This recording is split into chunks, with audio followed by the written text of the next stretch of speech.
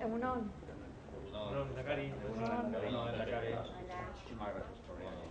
Condolencias también por Julio. Muchas gracias. Sí, supe la semana pasada. Algunos.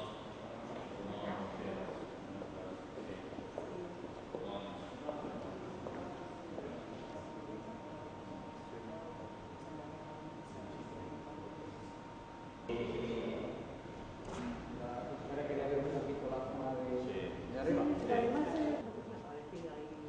Al principio ha sido un poquito difícil, pero Es lo que necesitan también ese acompañamiento.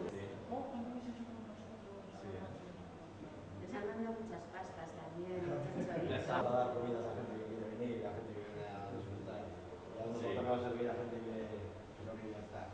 Sí, así es. Bueno, esta es una planta convencional de hotel. Como has estado todas, son habitaciones convencionales. Podemos ver alguna. A ver, alguna. Es que es fantástico. cualquier comparación con un hospital está fuera de lugar, ¿no? Estuvo gente, esos tenían, el que le ha tocado en apartamento tenía un poquito más de sueldo. Claro, Pero bueno, no había para todos. Hombre, fíjate.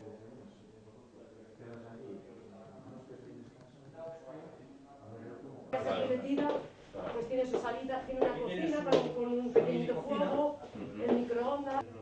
Bien, la verdad que llevábamos 2 años bien, llevábamos 2 años muy bien.